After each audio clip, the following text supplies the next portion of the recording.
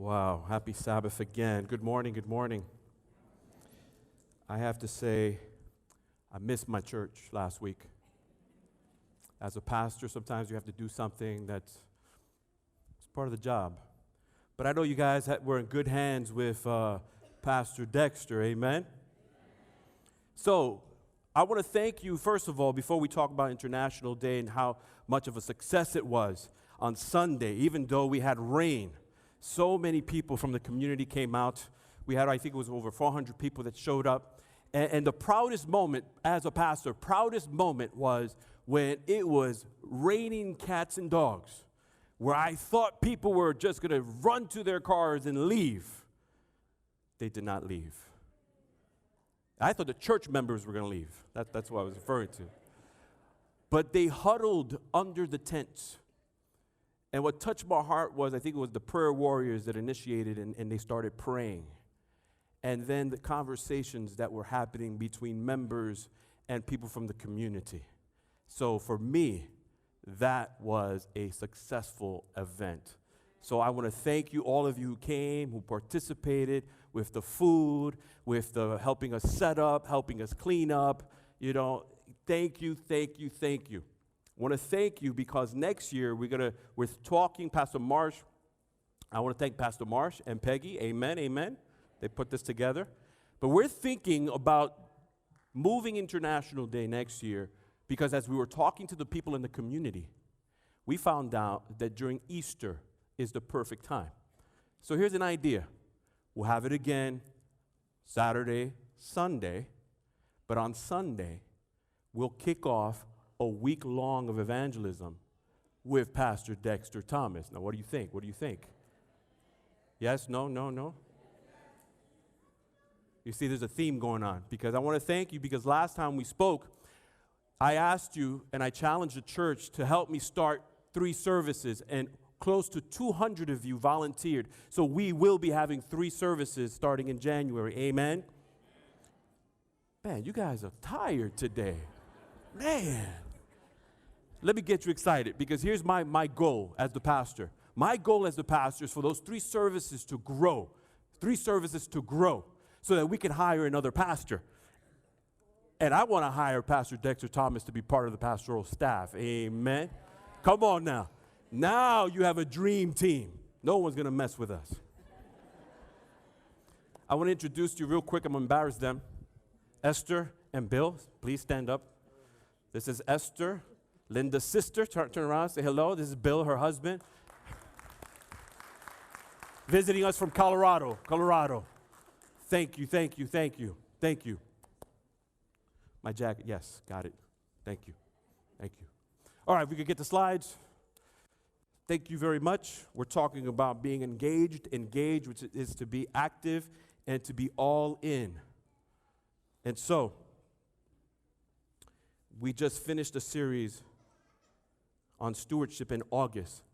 And I'm going to ask Elise Santana if she can come up. Because if you remember, we did a challenge of 90 days, a 90-day challenge. And today we said that if anyone had a testimony of who took the challenge of 90 days tithing, if someone had a testimony that today was the day. And so Elise has been waiting for a long time. Good morning, and happy Sabbath, church. 2.5 years ago, when I started coming to this church, I never anticipated being up here right now. And I'm very glad that I came to this church because I've learned a lot, and my spiritual life has grown significantly. So the 90-day challenge, earlier this year, I was told that I was going to be laid off. I was told that I was going to lose my job this year, but that didn't happen. I was told that, okay, I was spared this year, someone else got laid off instead, unfortunately, but that next year, next fiscal year, I would definitely be written out of the grant that I worked for. And so I prayed, and I had the prayer warriors at the war room at Wilney's house pray. And I thought a job opportunity came up that I really wanted in a different department, but that fell through. So one day I said, you know what, let me look and see what I find, just the mood hit, and I said, let me do a search. So on Monday, I saw a job. I applied for the job. Tuesday, I got called for that job. Thursday, they interviewed me, and the following Monday, they offered me the job. So I was like, praise God, that's amazing. That was quick. And I started working about 2 weeks later at that job. And I quickly found out it wasn't quite what I thought it was going to be. It wasn't what had been advertised. It was different. And I thought, Lord, why did you place me here? Like, I had a whole year to go before I was going to lose my job. I didn't need to leave for this. So I wondered what God's plan was for me. And it was around the same time, I think, that Pastor Lafitte had done the tithing. And I had been tithing. I had been tithing over the last couple of years. But I remember that same week where I started working, I got called from the job I had originally wanted. And they were like, are you still interested in the position? And I thought, this is really weird. Like, I just started a job. And, I'm not going to leave a job that I just started to go to another one. But I said, God has his purpose, and he knows why he does things and why I was called. So I went for the interview. This was with the original company that I worked with, but in a different department.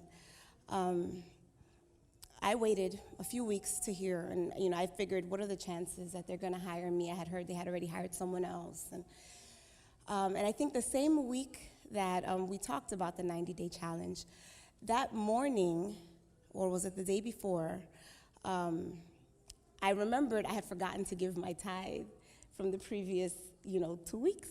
And I said, let me give my tithe for today and my tithe for last week. Let me just go ahead and back pay, just, to make sure I'm covering everything. And it was a Friday. That same Friday that I gave my tithe and left myself with very little money, I got a call from this job that I wanted. They offered me the job at the salary that I wanted, and it was almost 20% more than what I had gotten at the same company when I left 2 months prior.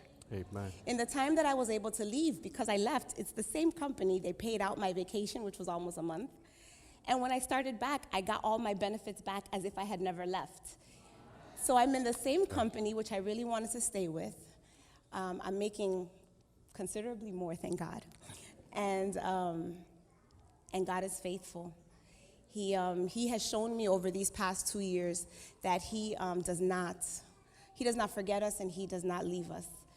I came to this church at a time where I was very, very broken, and I thank God for the people that he has placed in my life that have helped me grow spiritually, have helped me become a better Christian, a better mother, and that's it. Amen. Praise God. Thank you, Elise.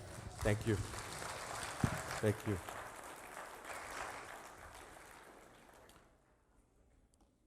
All right.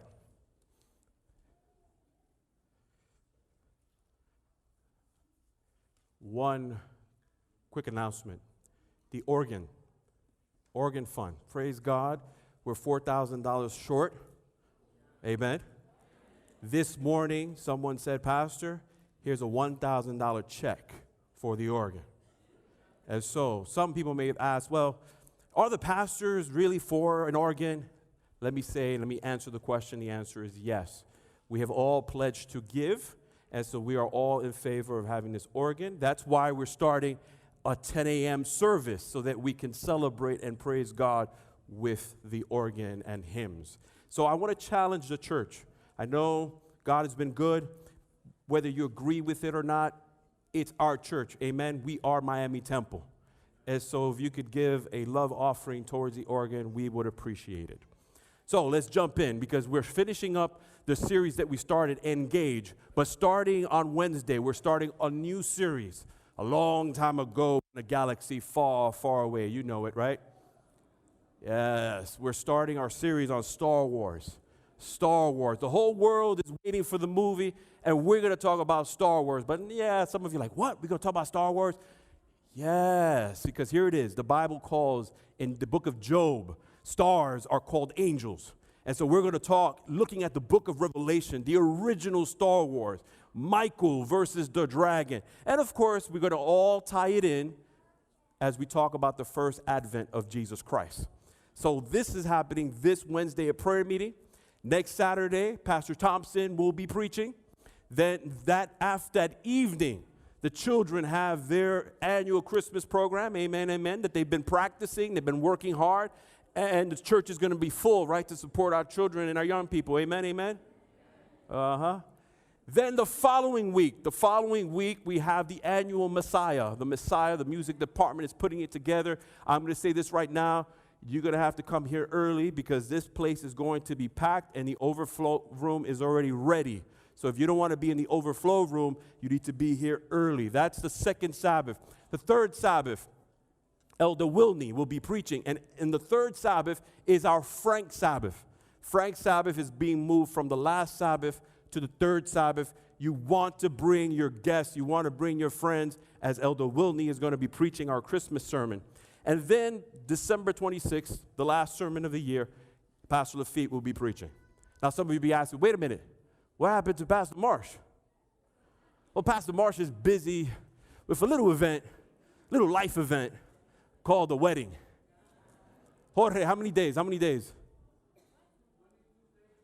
22 days and counting. Okay?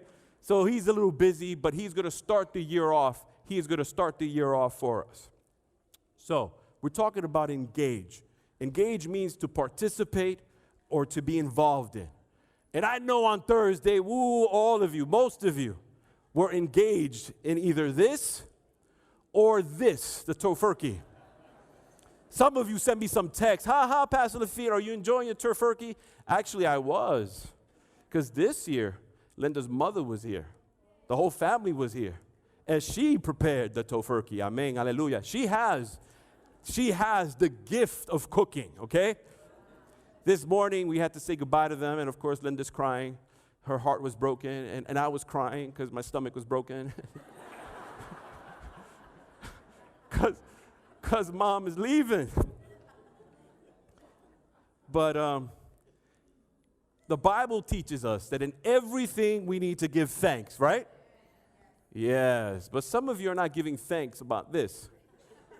Black Friday, for some of you, dear bathroom scare, you're a big fat liar and you know it. This is what happened at Black Friday in some of your homes. You pretty much got rid of it. So we're talking about Thanksgiving, being engaged in Thanksgiving, and it's a matter of perspective. I received this email from a young lady from college, and goes like this. Dear Mom, sorry I haven't written sooner. My arm really has been broken. I broke it in my left leg when I jumped from the second floor of my dorm, which we had a fire. We were lucky. A young service attendant saw the blaze and called the fire department. They were there in minutes. I was in the hospital for a few days. Paul, the service station attendant, came to see me every day. And because it was taking so long to get our dormitory livable again, I moved in with him. He seemed so nice. We fell in love. I must admit that I am pregnant. Paul and I plan to get married just as soon as he gets his divorce. I hope things are fine at home. I'm doing fine and will write more when I get the chance. Love, your daughter, Susie. Cheryl, imagine if your daughter wrote this letter for you. Actually, she says, P.S. P.S. None of the above is true, but I did get a C in sociology and I flunked chemistry. I just wanted you to receive the news in its proper perspective.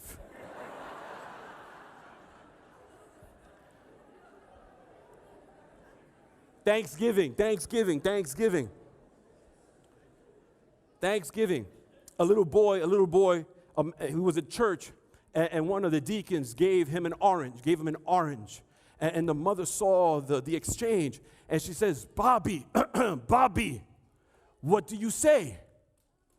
And Bobby looked at the orange, and he looked at the deacon, and he goes, peel. And Mom goes, no, it's 2 words. Come on, you know it, I've been teaching you. 2 words. Looks at the orange, he looks at the deacon, he says, peel, please. Thanksgiving. The Bible says in Psalms 100, verse 4 and 5, enter his gates with what? At his courts with praise. Give thanks to him, bless his name, For the Lord is good, his steadfast love endures forever, and his faithfulness to all generations. And when it comes to Thanksgiving, one of my favorite stories in the Bible is the story of Jesus healing the 10 lepers. Let us pray. Father God, we thank you for all the blessings. And I ask, Father, that you may hide me behind the cross, because someone today has to have an attitude of gratitude. Someone here needs to engage in thanksgiving. So, Father, we thank you for what you have done, and we thank you for what you're about to do, is our prayer in Jesus' name. Amen. If you have your Bibles, go to Luke chapter 17. Luke chapter 17. If you don't have a Bible, I'll have it on the screen. Luke chapter 17, verse 11. The Bible says, "And it came to pass, as Jesus went to Jerusalem, that he passed through the midst of Samaria and Galilee." This is significant because the Jews wanted nothing to do with the Samaritans. In fact, if they were traveling, they would go around the city of Samaria because they did not want to get their feet dirty with Samaritan soil. As a matter of fact, they had a prayer that they prayed every day. "Thank you, God, because I am not a Samaritan and a woman." That's kind of messed up. But anyway, they hated Samaritans. And the Bible says that Jesus went and he passed through the midst of Samaria because there was something that needed to happen. The Bible says, "And he entered into a certain village, and there met him 10 men that were leopards, which stood afar." Leprosy in the Bible, you know it. It was a disease. It was a horrible disease. As a matter of fact, the Jews said that leprosy was a curse from God. They said that leprosy was an outward expression of your inner state, which was sin. And so if you had leprosy, you were an outcast. You were no longer welcome at the church. You were no longer welcome in the family. It was a horrible disease. As a matter of fact, Blair, I thought about you because when I was doing my research, if you had leprosy, they called you the Walking Dead. That's true. I'm not making that up. That's where the whole zombie situation came from, because they actually looked like zombies. It's a horrible disease. Your skin would fall off. Your nose and parts of the body would fall off. I just lost connection. That's okay. And so if you had leprosy, it would disfigure your face. You would have these sponge-like sores in your face. You would lose your limbs because your nerve endings would no longer be there, and it would just fall off. It was highly contagious. And so you were an outcast. And so the Bible says that these 10 men, the Bible says in verse 13, "And they lifted up their voices." They lifted up their voices. This is significant that Dr. Luke is underscoring this, because one of the other things that was affected when you had leprosy was your vocal cords. And so you couldn't speak. And so what the Bible says, that they raised their voices because they couldn't scream. So all 10 of them had to come together as in a community and cry out, "Master! Master!"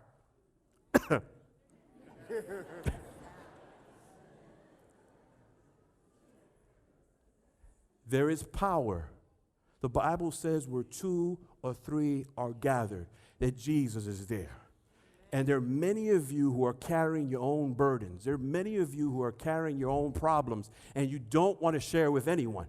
But that's why prayer meeting is important. That's why the war room is important, because you're going to find out that you're not by yourself. And there's something powerful that happens when a community comes together to pray. And so they cried out, "Master, have mercy on me." Notice they did not call Jesus Rabbi. They didn't say rabbi. They didn't say teacher. Because in this situation, they did not need a Bible study. Am I talking to somebody? They did not need information. What they needed was a miracle. And so they called Jesus Epistata, Master. Master, have mercy on us. Master, which means one who has the power to meet needs. Amen. Is there someone here today? You have any needs today? Is Jesus just your friend? Is Jesus just your rabbi? Or is Jesus your master? Because these 10 men came together, cried out, Master, have mercy on us. And the Bible says in verse 14, and when he saw them, I love this.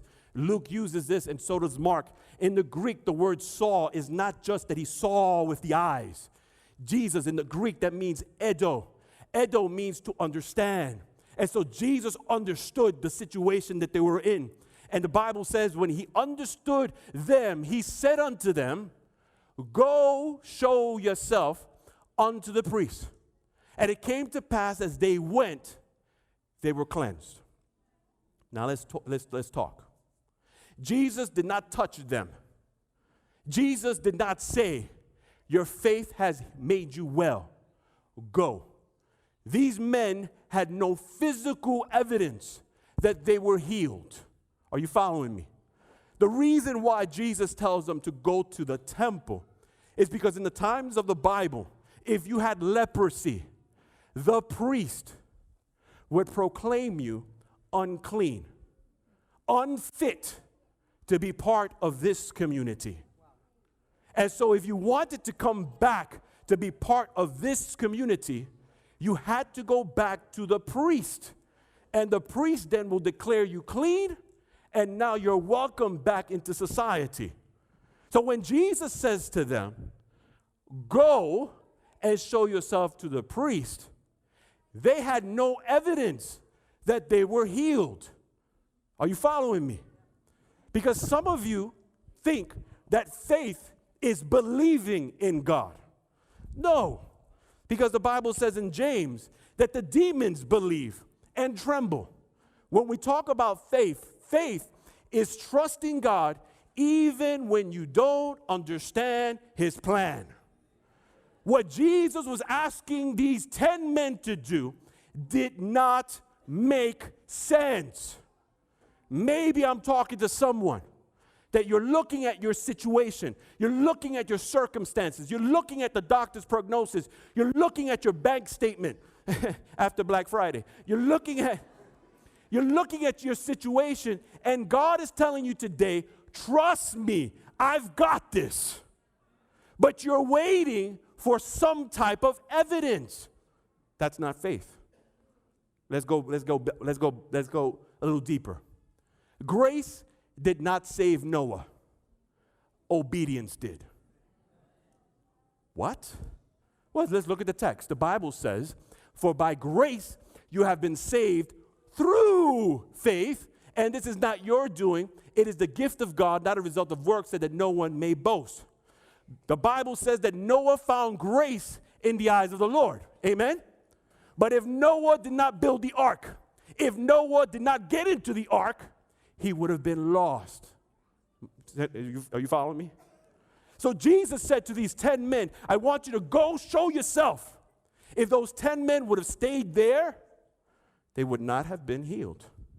See, because faith doesn't need any evidence. It simply obeys. A.W. Tozer said this, any faith that must be supported by the evidence of the senses is not real faith. And I'm going to say this, that's incorrect. It says any faith that must be supported by the evidence of the senses is not faith, period. Because faith is trust. I love what Martin Luther King said. Faith is taking the first step even when you don't see the whole staircase. Oh, you're going to love this one. You're going to love this one. Faith is like Wi-Fi. It's invisible, but it has the power to connect you to what you need. Amen, amen? I don't know about our Wi-Fi, but I don't know. We're working on that. This is my favorite one. This is the one you're going to want to take a picture. You're going to tweet this. This is the one that blew me away. Here's what faith is. Faith is coming to the edge of all you can see and feel and taking one more step into the darkness, trusting that God will either catch you or teach you how to fly. Come on now. Anyone? I know, Esther, you know about that. Anyone else can testify that that's what faith is? You just took that leap of faith. You either going to fall and God's going to catch you, or God's going to say, flap your wings because you're going to fly. The Bible says that faith is, if you have faith the size of a mustard seed, you can do what? But let's dig a little deeper in this story. Jesus tells 10 men, I want you to go to the temple. And I want you to go to the temple and show yourself so that you are proclaimed clean.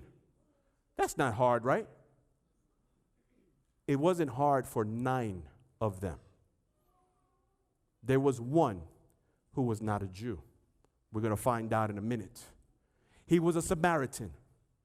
And for a Samaritan to go into the temple, well, let me just show you.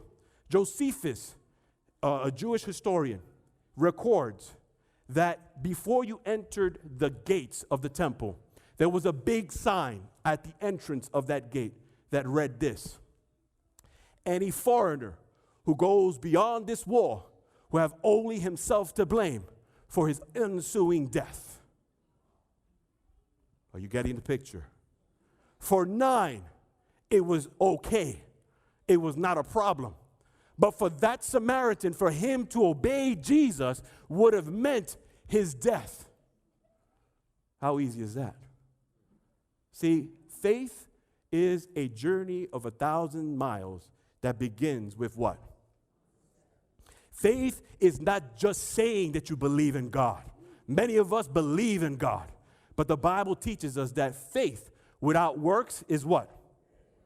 And so the Bible says as they moved, as they walked towards the temple, all of a sudden the limbs started growing. The skin started healing. The spots and the noses and the ears and the lips that were gone, now they were replaced. And the Bible says that as they kept going, they were healed. And the Bible tells us now, then one of them, when he saw that he was healed, returned and with a loud voice glorified God. The Bible says that he fell down on his face at his feet, giving him thanks, and he was what? Now here's the point. Here's the point. We all cry aloud when we need help, but we cry low when it comes to praise. All 10 of them were crying out, "Ayúdame, help me, have mercy on me." Many of you don't have a problem talking to God, screaming and placing your demands. But now when he's good for you, well, I don't want no one to know my business. This is between me and God. No! If God answered your prayer, it is your opportunity to grab that mic and to cry out loud, "This is what my God has done for me." Because you are robbing God of his glory. And so the Bible says, Jesus asked the question, wait a minute, were there not 10 cleansed? Where are they? Could it be, by the way, all 10 of them received a physical healing? Are you following me? Everyone received a healing. Could it be that the same thing is repeated every Saturday in church? All of us have received a physical blessing, but have you received a spiritual blessing? Because here's the answer. Because I don't want to pick on the 9 guys. The 9 guys probably were so excited that they were healed, that they were anxious to get back to their families. They were anxious to kiss their wives. They were anxious to be with their kids. They were anxious to get started in their jobs. So I'll give them that. But let's look at 9 reasons. Let's give them 9 reasons why they did not proclaim for God. Reason number 1, maybe one waited to see if the cure was real. Number 2, maybe one waited to see if it would last. Well, I'm not going to say anything till maybe a week later, a month later. Maybe one said, well, he'll go see Jesus later.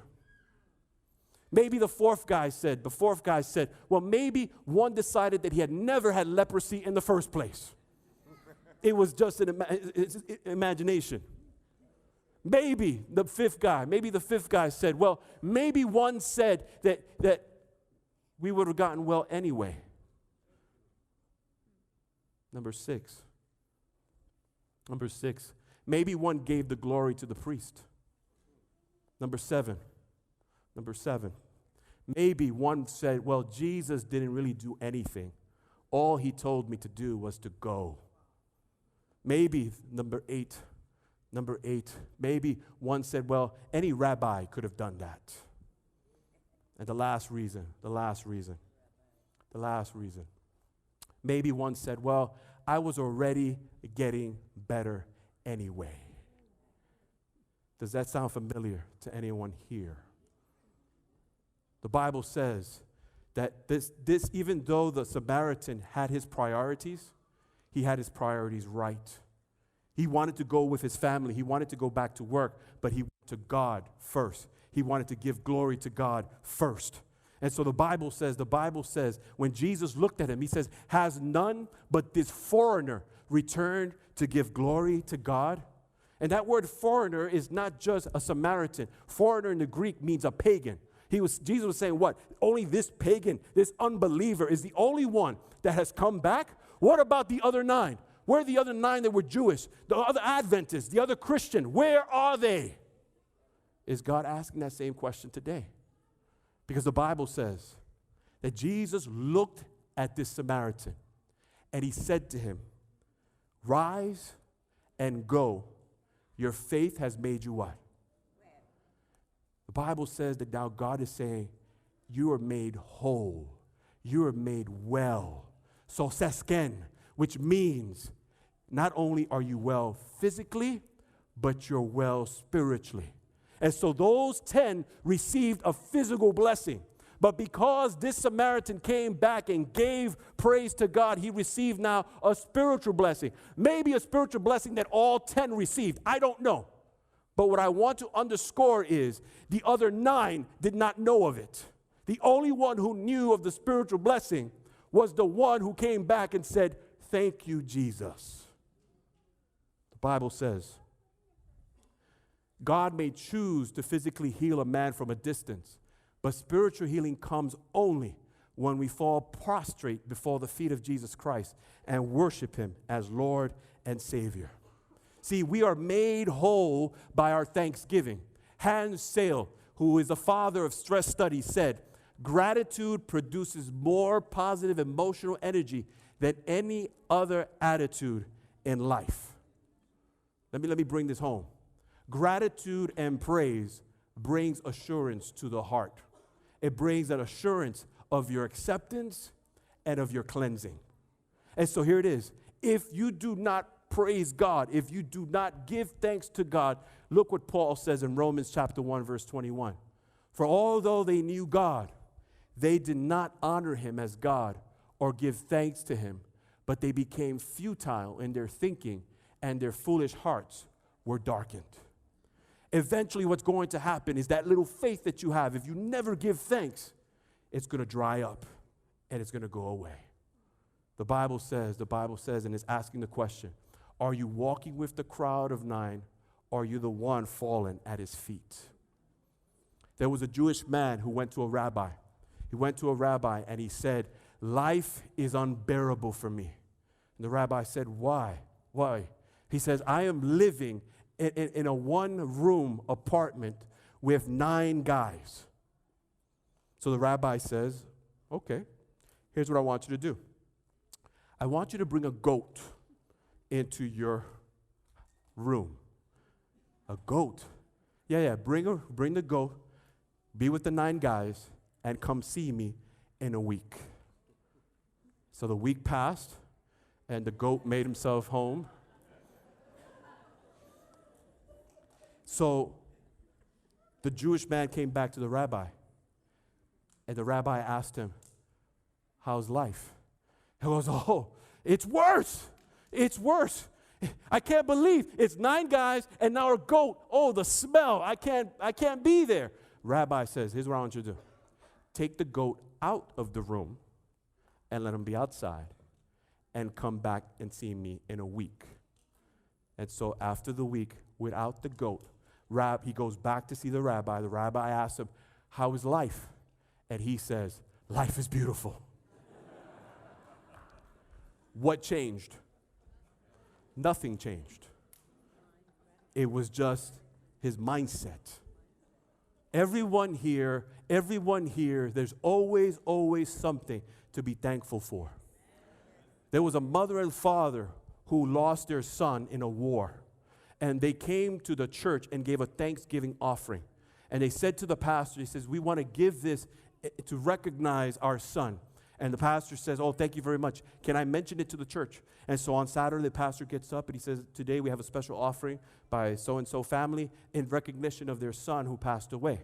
And so everyone was touched. And so there was another couple that went home that afternoon. And the mother says to the wife said to the husband, I think we should give a special offering for our son.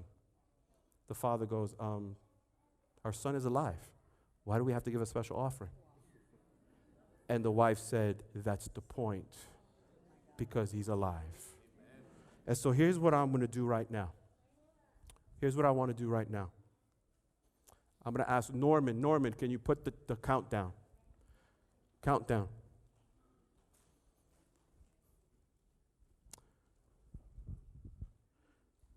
There's going to be a 5-minute countdown. And there's going to be 3 mics.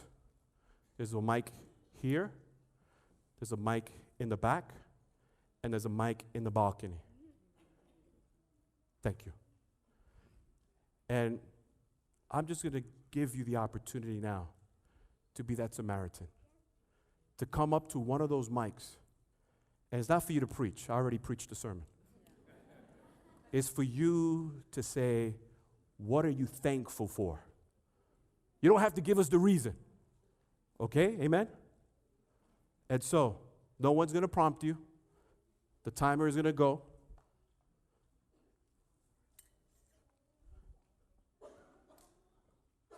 And then right after that, Sophie and I will be in the baptistry because she's giving her heart to Jesus Christ today.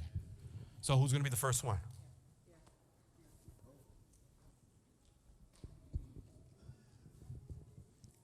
A week ago, last Friday, I had a horrible car accident, and I didn't think I would come out of it alive.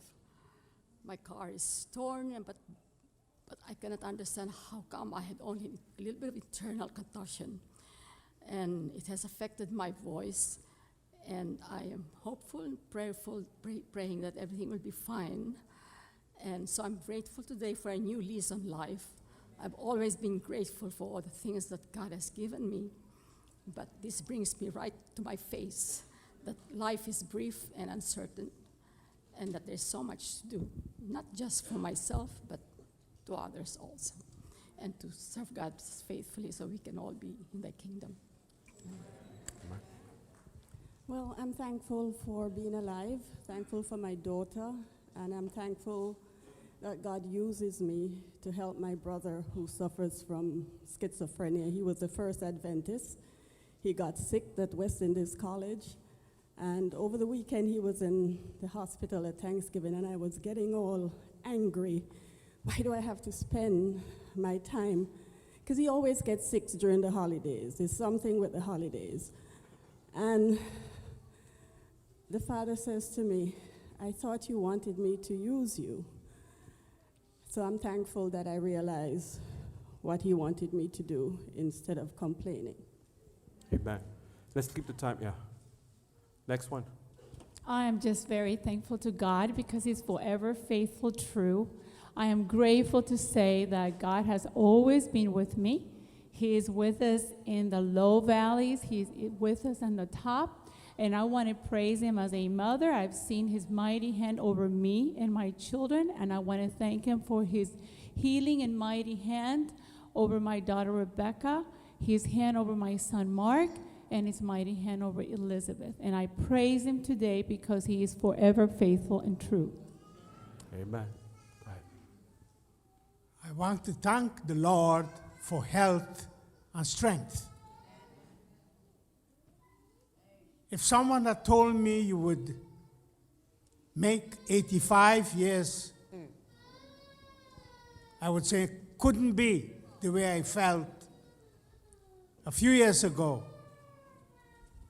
But I've reached 85 a few days ago and thank the Lord for his health Do me a favor. and strength he has given me. Thank you, Lord. I'm going to let you have to put the video. I want to thank God for my son and the support that we had received from the church, for all the prayers, and also for the walk that I have been walking with God. I want to thank the Lord on behalf of our family, my wife and I, because we are in the final stage at the beginning of the year to concluding our ministry after 53 years of service to the church, in which the Lord has richly blessed. And we praise his name for extending this opportunity of dedicating our lives to the service of our Lord Jesus Christ. May God keep every one of you. So we meet soon at home. I just want to give God thanks. Thank you, Lord, for helping me, keeping me, for helping me to survive breast cancer 6 years ago with obviously no repercussions. I give God thanks, and I thank God for his mercy towards me. I just want to thank God for 2 beautiful, healthy boys and for blessing us every day beyond what we could ever deserve. I want to thank God for my family, first of all, and I want to thank God that he opened all the doors for me to get into anesthesia school, and in spite of my house having been torn down and me having to move into my mom's house, he's been helping me do well and keeping us healthy. So thank you. I don't take God's blessings for granted, and I don't wait till other people tell me bad things to be thankful for the good things I have. But recently, a couple friends of mine have lost their parents, and I thank God for the health of my parents and that they're both in love. They've been married for 57, 8, 9 years, something like that. I really thank him for that every day. I would like to thank the Lord for all the prayers that have been coming our way. My mom, who's 91, just had a bleed in her brain, but she's home, she's doing well. My sister, who just had surgery for lung cancer, is doing well, and my mom's great-grandson was just blessed today, and I just want to thank my family here for all the prayers and the love. I want to thank the Lord for giving me hope. A few years ago, I made some choices that allowed the devil to come into my home. And now God has opened my home. He's even opened my home to prayer. And every Tuesday morning, my home has become a war house. And I thank God that He has blessed me, and He's blessing my children, and He's opening the doors again, and my family is already feeling it. Praise God. I just want to thank God for not so long ago, I was in the war room one Tuesday morning and received a call that my father was having a heart attack. And we had an amazing Thanksgiving with him. Praise the Lord. God heard the prayers, and he's healthy. He's 79 years old, and he's beginning to accept a relationship with Christ. I want to thank God for my parents, my family, and my friends. I'm thankful that I am here 30 years now, and I'm thankful to the Lord to be able to have saved me, give me health and strength at 86 years old. Amen. Amen. Amen. And on the 20th of November, last Friday, I was 86 years old, and I'm still going strong, I hope. Amen. All right, I'm sorry, Pastor. We got one more from this young little girl right here. I'm very thankful to God for life and health. Recently, I had a problem. I thought it was a stroke, but thank God it wasn't so, and I am alive and well again. Thanks to the church for the many prayers that have been lifted to to the throne of grace on my behalf. Thank God for health and life again. Thank you. The last one, Peter.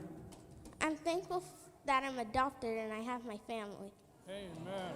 Amen. Amen. Praise God.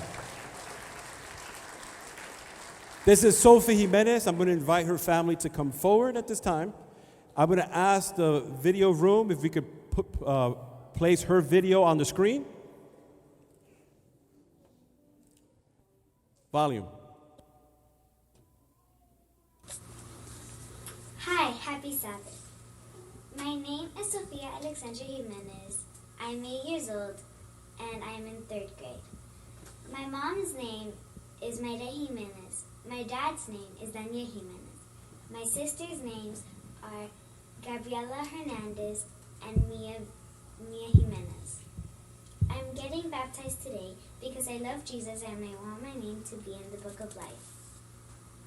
I want to thank my parents, Mia Bella and Isabella, Miss Linda and Miss Vi. My favorite Bible verse is John 1:1 and 2. In the beginning was the Word, and the Word was with God, and the Word was God. He was with God in the beginning. I like that verse because it has a lot of mystery in it. May God bless you.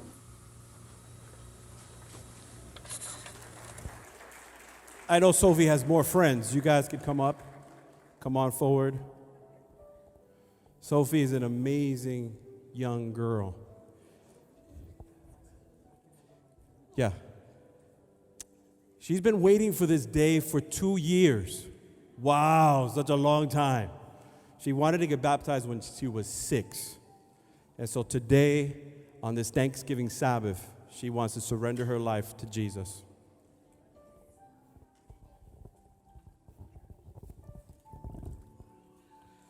But before I baptized her, she had a special request. Her favorite song is Broken Vessels by Hillsong. And Alexis and Megan will be singing it.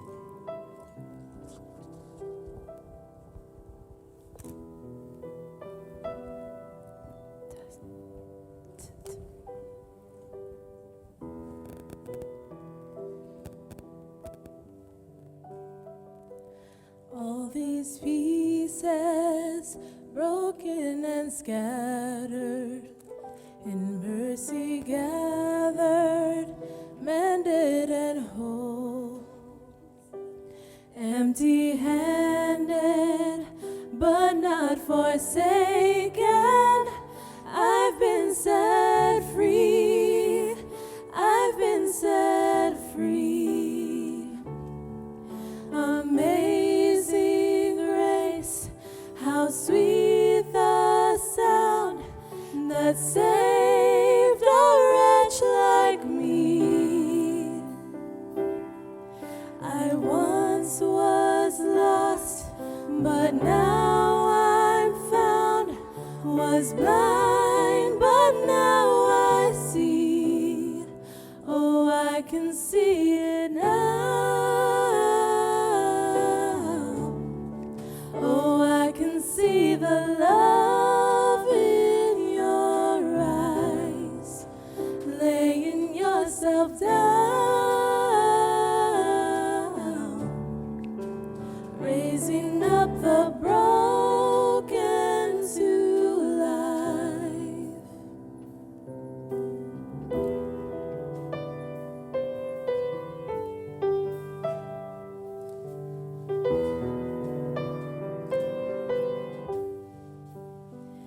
You take our failure, you take our weakness, you set your treasure in jars of clay. So take this heart, Lord, I'll be your vessel, the world to see your love in me. Amazing grace, how sweet the sound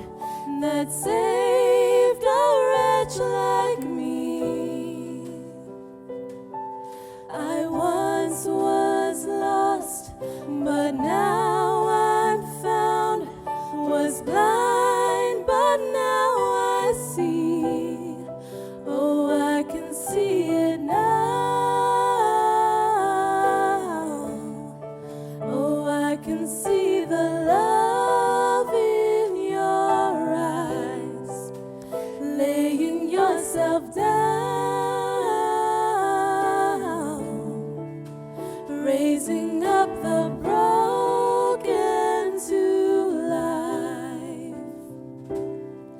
Amazing grace, how sweet the sound that saved a wretch like me. I once was lost, but now I'm found, was blind, but now I see.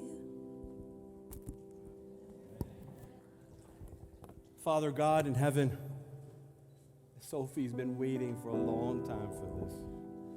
She is declaring to be a broken vessel for you this morning. And so, Father, I pray that as she goes down this watery grave, that you may forgive her of her sins and fill her broken vessel with the fullness of the Holy Spirit, so that she can rise up a new creature, proclaiming and praising your name just like that Samaritan. Father, it is my privilege and honor to baptize Sophie in the name of the Father, the Son, and the Holy Ghost.